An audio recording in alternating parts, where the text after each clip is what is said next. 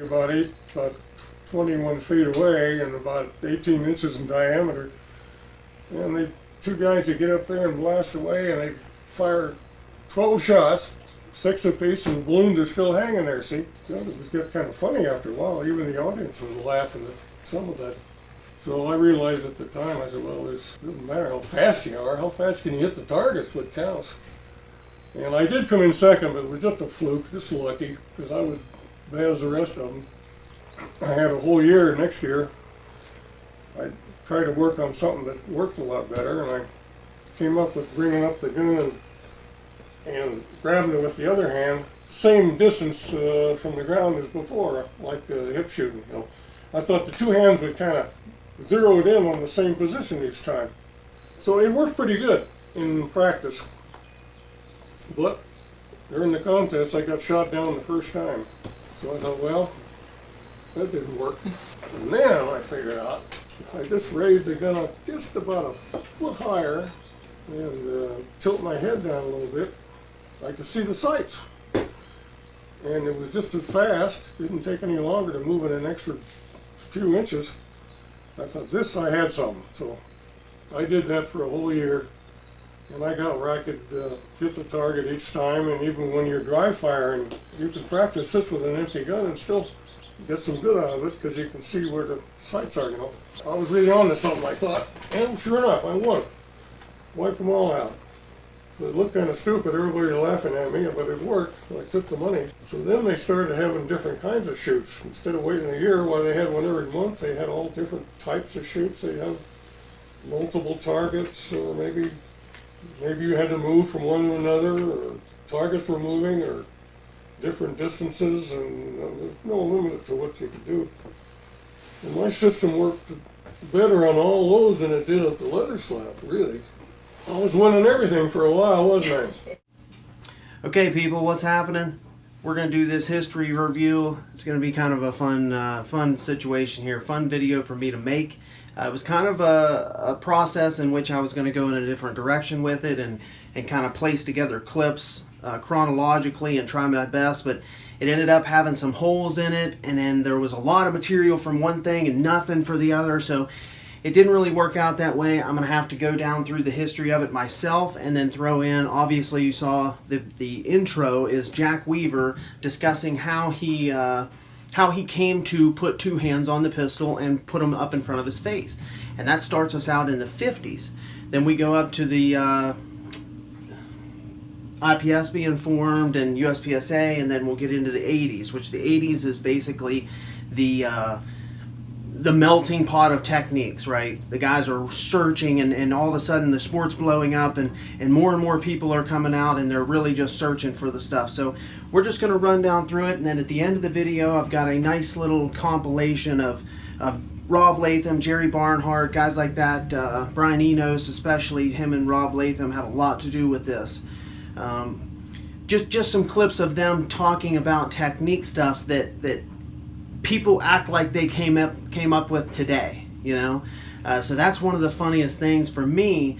I've watched these VHS tapes, the Lenny McGill VHS tapes and things before, but as an instructor kind of going back and talking about all this stuff all the time, and then going back and hearing these guys say it 35 years ago is just another great reminder to us that we don't know shit. We haven't come up with any of this. We're just regurgitating the same stuff. But Brian Enos, Rob Leatham, Jerry Barnhart, those guys did come up with it, okay? Jethro Dionisio, Todd Jarrett, Doug Koenig. These gangsters back then, man, they were the OGs. They did invent this shit, right? They did change things. Where we're just regurgitating and maybe packaging it a little bit different and coming up with it. We're elevating it, making it a little faster, making it a little bit more refined, whatever. But these guys are the ones that invented it. And we're going to look at the order of things and how things worked. So, starting in the 1950s, I messed this up so you probably can't see it in the glare, but whatever. The leather slap competitions, right? They're just whack, throwing a gun up, one-handed. Before that, the bullseye shooting stances, with the arm behind the back and stuff. That was it. That was it, right? A pistol, a handgun, was a handgun. There was no hands gun, right?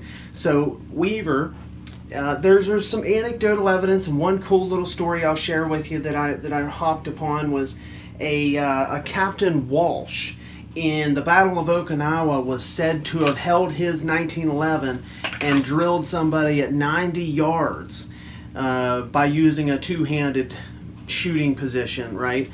So that's one thing. So people would put a hand on the pistol, but Weaver is the one that made it a thing, right? And in that entry clip, you kind of see his thought process of, hey, these guys, the leather slap guys, are whipping the pistol out and they're missing. And he's just like, why don't I just raise it up? So in that, he even talks about how he started using just two hands, but still shooting at the hip, right? Coming out like this. Then he said, hey, why not just raise it up and look at the sights? Bang, he starts hitting the target. He starts winning. Okay, that opened the floodgates to everyone else saying, there's something going on here. So as we go down through, Weaver, Jack Weaver, the man that started putting two hands on the pistol and made it famous. The Weaver stance, we still say it today, that's why. Then you've got guys like Jeff Cooper, Ray Chapman, Ken Hackathorn, Del Reed, Eldon Carl, Terry Ellison, all these old dudes. Now they're old, but at that point, they started taking that, right? And they started playing with it and playing with it. And then Jeff Cooper decides, hey, I'm going to start teaching this stuff to everybody because there was no other shooting schools. If you weren't in the Army, FBI, some sort of armed forces or law enforcement, you didn't learn how to shoot at a school. There wasn't really any. And Gun Sight became the first one, which was originally the International Pistol Institute, I think. So that's where Jeff Cooper kind of thought, I'm going to start teaching this to people. And he put his own little spin on it that's a little bit different than the actual Jack Weaver type of Weaver stance. But at the same time, it's basically the same stuff. So all those guys that I just mentioned, they also started what's called the Southwest Combat Pistol League. So that was the first kind of shooting league where it wasn't just leather slap competitions. It was actually multiple targets. Maybe you had to move around a little bit, and they were using 1911s, stuff like that. Revolvers, 1911s, whatever the hell, Browning high powers maybe, but they started to actually put in the practical shooting side of practical shooting in the Southwest Combat Pistol League. So after that, that's when Jeff Cooper thought, okay, I'm gonna start really teaching this stuff. We're going to go to Gun Sight and get that facility that later became known as Gun Sight, and started actually teaching it. Also, at the same time, same year that Gun Sight was founded, the IPSC was founded, and International Practical Shooting Confederation, the IPSC, which is still alive and well today. Okay. Those guys came together. They got different people from different countries even in on it, and they all kind of sat down and figured out what IPSC was going to be, and that's how it came to be. So 1976, Jeff Cooper starts Gun Sight and IPSC with the help of a bunch of other people. Now, 1983, USPSA is formed. From 1976 to 1983, the Weaver stance is the way to go. That's the hot setup. Everybody is running it. And there's not a ton. There's some people starting to stray a little bit here and there. There's some natural evolution happening. But from 76 to 83, it's basically the same guys and different people winning every year. And then, guy named Rob Leatham, guy named Jerry Barnhart, they start figuring a few things out. Next thing you know, they're starting to figure out, okay, what's this isosceles stance, right? And what ended up happening was the isosceles kind of stance grew out of necessity, and next thing you know, they're not. You'll hear at the end, you'll hear Rob Leatham talking about it, where he's not really using an isosceles stance, right? Isosceles is arms,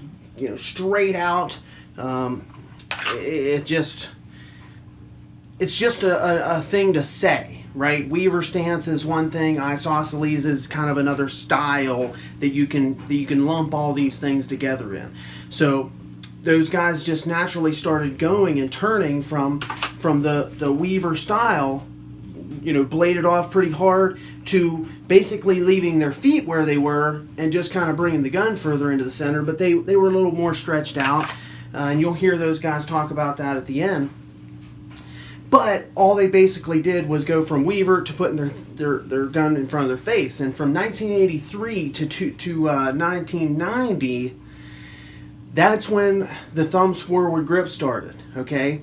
People think the thumbs forward grip started in like 2005. Like that shit in 1983, 85, you can see the clips in the videos are from the 80s.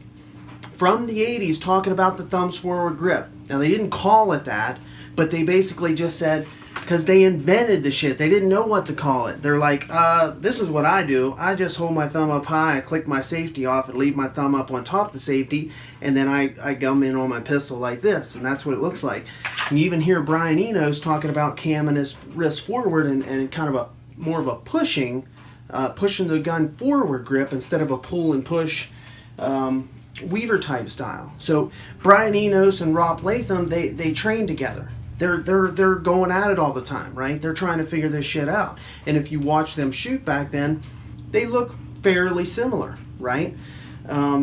So there's those two guys I credit with a lot, okay? There were other guys, right? But even Jerry Barnhart was kicking ass at the time, but he hadn't quite adopted the full style of Rob Leatham and Brian Enos.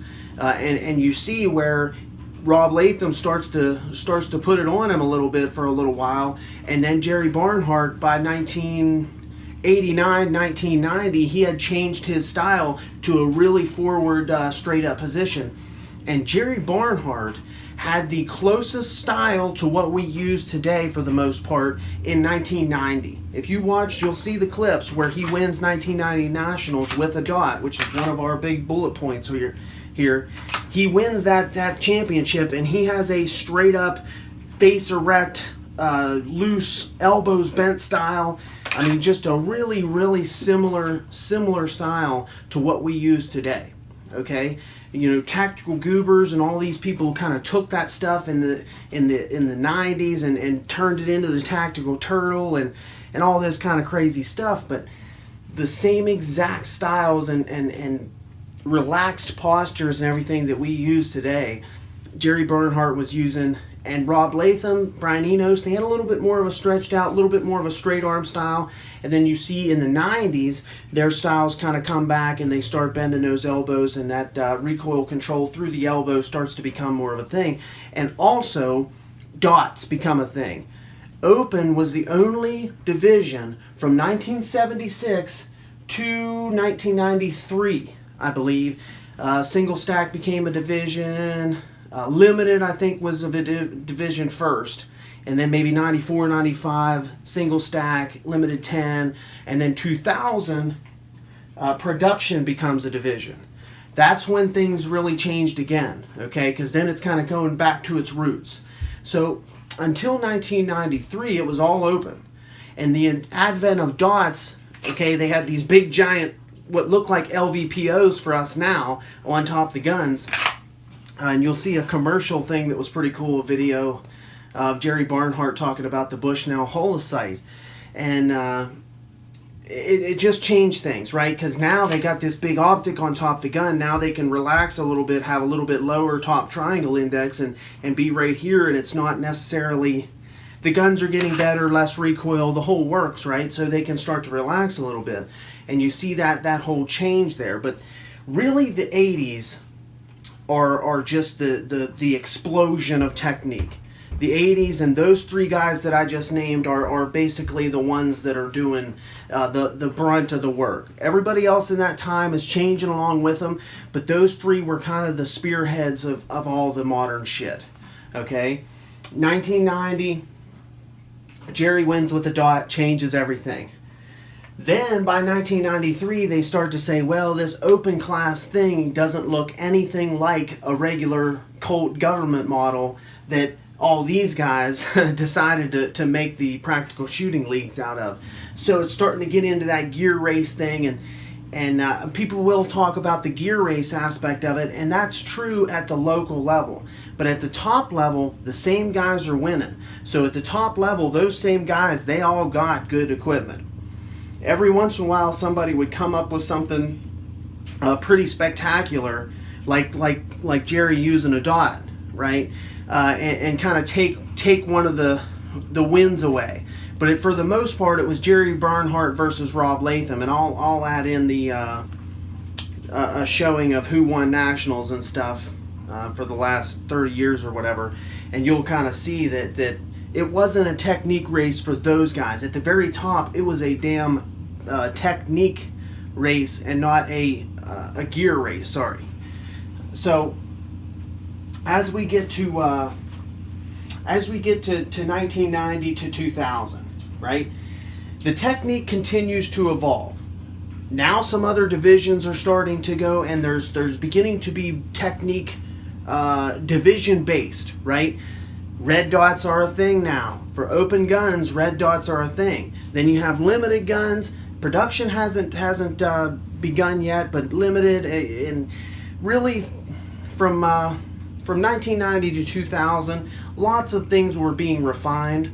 But like I said, the 80s was the big explosion, right?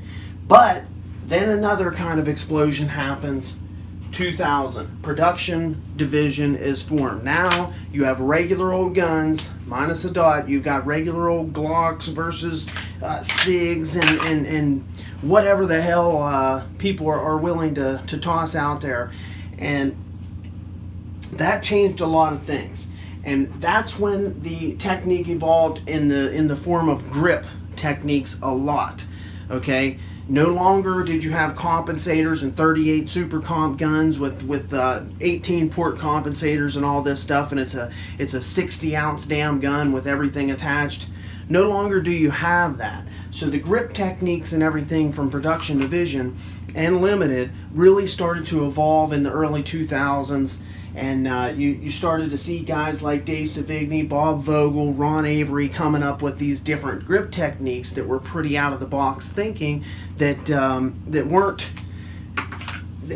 No longer was it just squeeze 40% with your right hand and 60% and squeeze really hard. Things were starting to turn into some more refined leverages and techniques that we use today. So the early 2000s is probably the biggest thing there. And there's other things, but for the most part, that's what kind of jumped out at me as what was different then. Okay, so from 2000 to 2010, Brian Enos, the forums, all that stuff is big. The internet, right?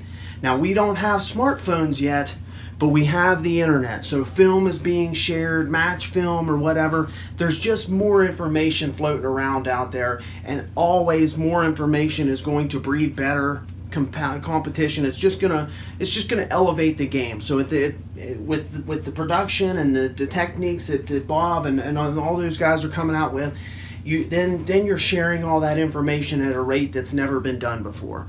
All this stuff is being shared at a rate that's just never happened. Just like the UFC, there's so many things that translate from the UFC's rise and the end of Bushido. The same kind of stuff is happening right now with shooting. And that information age and sharing that stuff back and forth is huge.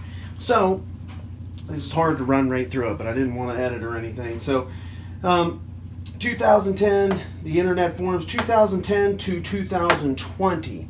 Now shit's happening, right? Now we've all got a computer, a phone, and a camera in our pockets. So now film is the biggest thing, right?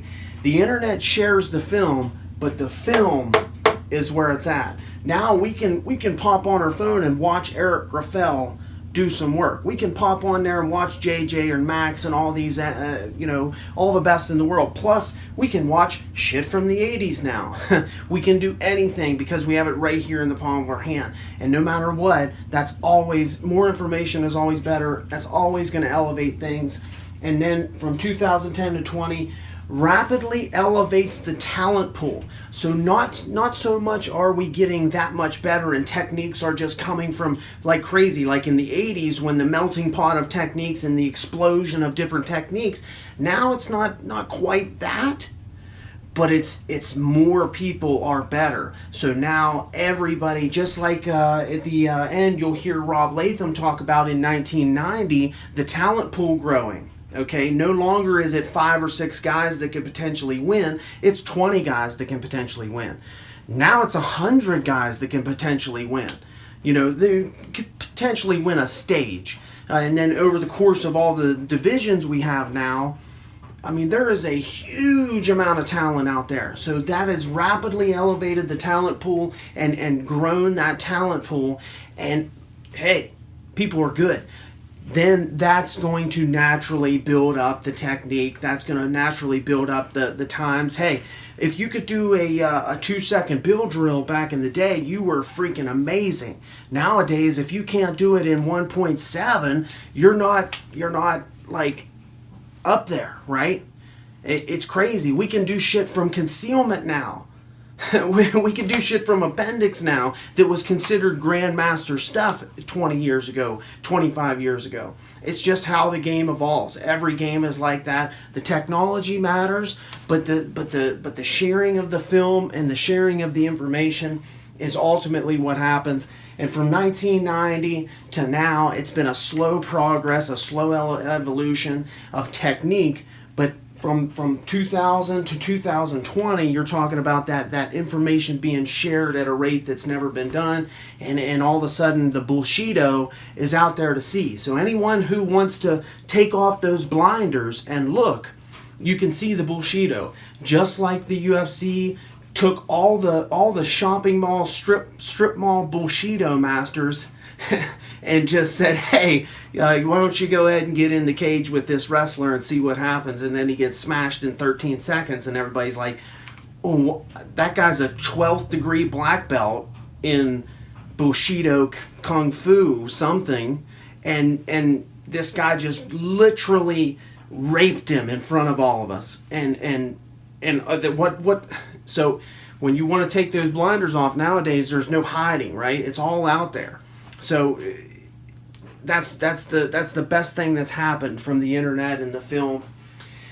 Then, like I just said, the influence from martial arts.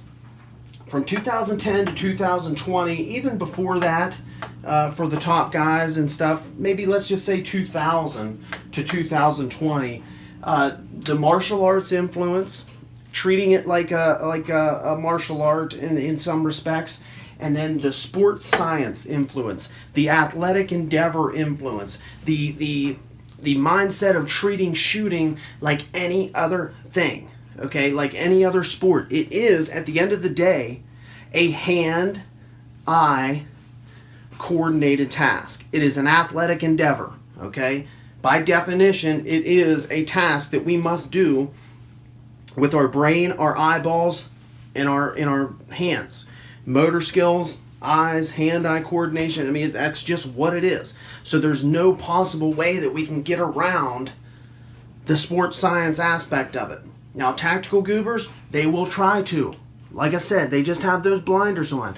But at the end of the day, shooting, this part of shooting, actually putting rounds from this thing on the intended target is the same, whether it's in combat or in competition.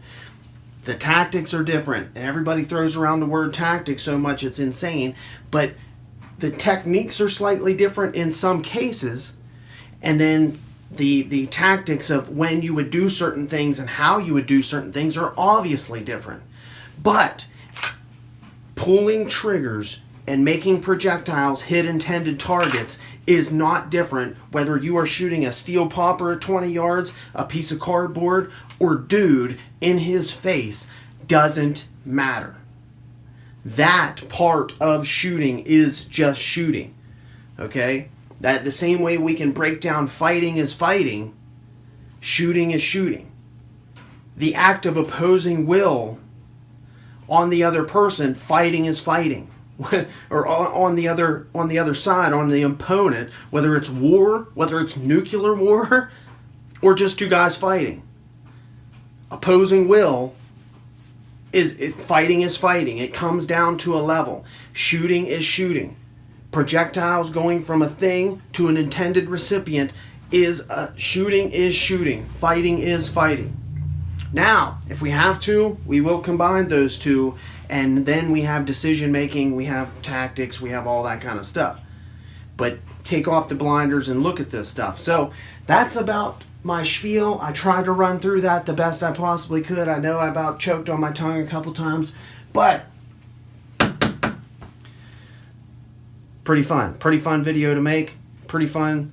I will give credit, the place that I found most of this stuff, I realized as I was watching these videos and searching for things on YouTube and on Google, I realized that most of the clips that I was taking and stealing, fair use, are from the same channel, which is called Johnny Roland's Shooting Show Archives. And there is a pile of shit. There's old Jerry Michalek stuff on there. I mean, there's all kinds of, all the Lenny McGill tapes, and then I guess this guy just had a little show.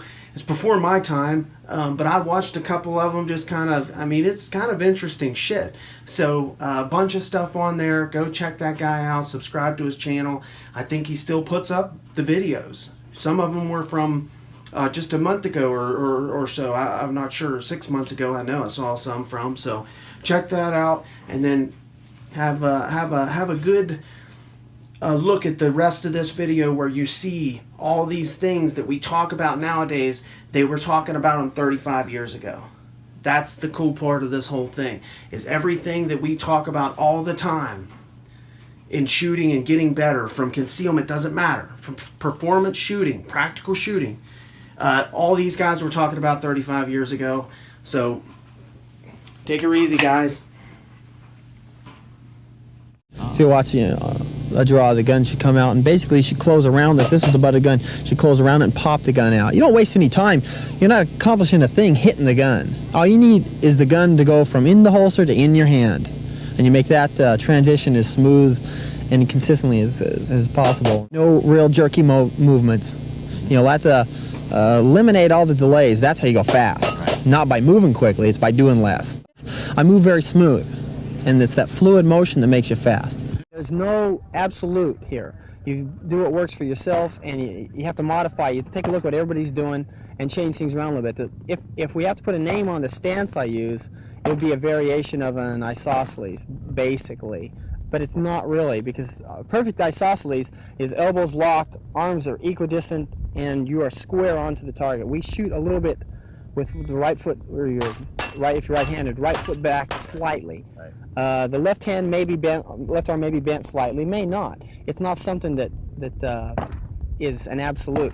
I don't shoot the Weaver stance. I can't shoot the Weaver stance very well. I don't like it. I don't think it is the hot setup.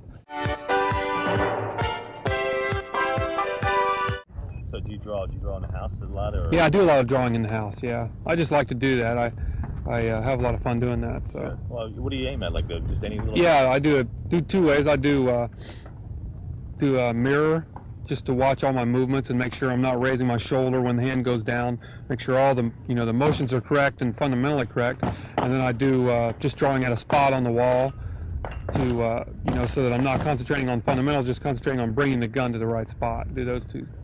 Well, my stance is fairly straight onto the target. My right arm is usually fairly straight. It varies a lot. Yeah, my right arm, like if I was shooting that way, my right arm's pretty straight. My left arm is almost all the way straight. My hand is holding the pistol actually forward instead of pulling it back. Right, right. So both your arms are almost straight, right? Right, they're almost straight, yeah. And to me, that just, anything besides that is more of a force type of a grip. That's when I started shooting, I shot real typically, what was taught. But the more I started thinking about what was going on, why the less that started happening. And the change just was a real gradual change over a period of time. It wasn't something I decided one day I was going to do. And, you know, now I just find myself shooting with a much more relaxed position instead of a tense position. Well, the things that are important for me is I just grip the pistol comfortably with the right hand, and after I flip the safety off on the draw, well, I just leave my right thumb up like that, and I just work the left hand into where the heel of my hand can get right in on the grip there, and actually kind of hold the gun forward so it's actually camming the muzzle down. It just locks the gun in your hand real securely. I think if Rob uses a real similar grip, if you watch our guns in recoil, well, it's real evident that grip works. I push myself to limit in practice. I constantly keep trying to find my limits and how far I can push myself. And you don't have to shoot in mass quantities of ammunition. I'm the point now where it's more mental than it is.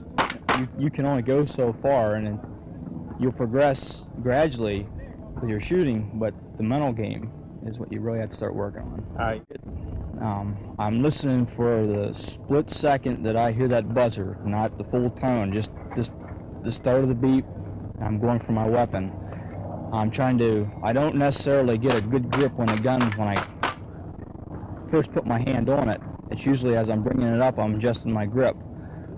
I believe in trying to get the weapon out as fast as you can and get that first shot off and then start going with it. Here's the defending national and world champion, Rob Leatham. I talked with him about the increased competition. Things are a lot different than they were 5 years ago. 5 years ago, there were 5 or 6 people who realistically could win the match. Now you've got, I would guess, somewhere in 17 to 18 people who can win the match. And on any given stage now, there are probably 25 people who could win the stage. So shooting skill level across the board is raised tremendously. There is no longer this huge jump from, you know, the hero squad. You know, in the past, every stage win came out of this squad, and that's no longer true. Sometimes we don't win half the stages anymore because there are a lot of good shooters now. And all this shows is that the game is growing up, that there are enough people involved that the skill level is now high across the board instead of a few peaks. We've got a lot of good shooters, and this is excellent. The crowd likes it as Rob finishes with the fastest time so far and the best hit factor, 5.69. Now, here's Jerry Barnhart. 2 things are different. One, he's shooting with a scope, and he's the first shooter to sign with Colt Firearms. That Tasco scope sure seemed to help Jerry as he starts off the match by winning the Wilson's Gun Shop Coke Bus stage. Man who has a chance to win it all. Let's see if the scope will help Jerry out at 35 yards.